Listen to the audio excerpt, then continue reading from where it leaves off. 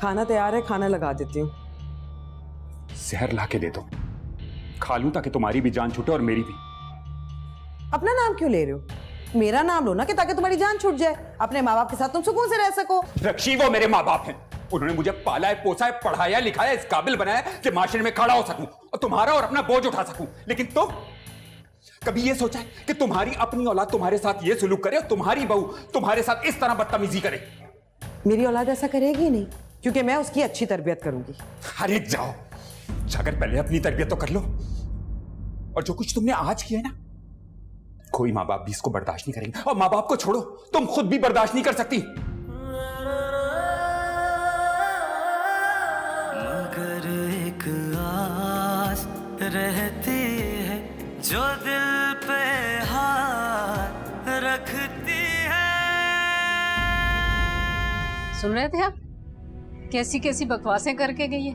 छोड़ो, फजूल अपना दिल जलाने से क्या फायदा। इतनी लंबी क्या ज़बान है हुआ उसकी। अम्मी अब्बू, आप लोग यहाँ ऐसे क्यों बैठे? नहीं बेटा, कुछ नहीं हुआ। कुछ कैसे नहीं हुआ? बताए ना इसको कि रुक्षी अभी क्या हंगामा करके गई है यहाँ। अरे रुक्षी की तो आदत है सब कुछ करने की। उस बेचारे को क्यों परेशान कर रही हो? तुम्हारे अब्बू ने फरीद से जरा सा पैसों का क्या तकाजा कर दिया, हथे से उखड़ गई वो।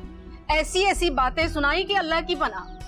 अरे हम अपने ही बेटे से पैसे मांगकर मुजरिम बन गए।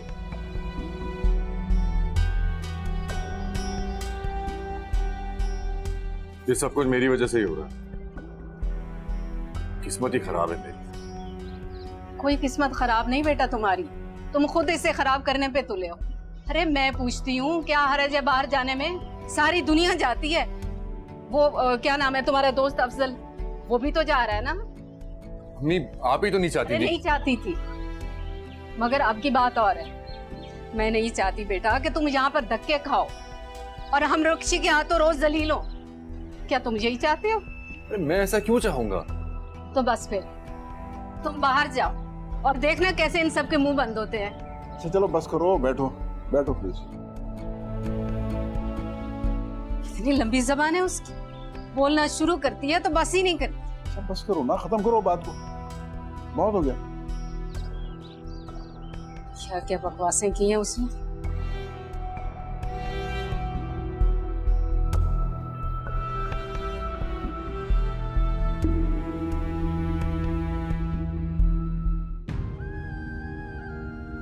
अम्मी अब्बू को भाभी ने इतनी बातें सुना दी।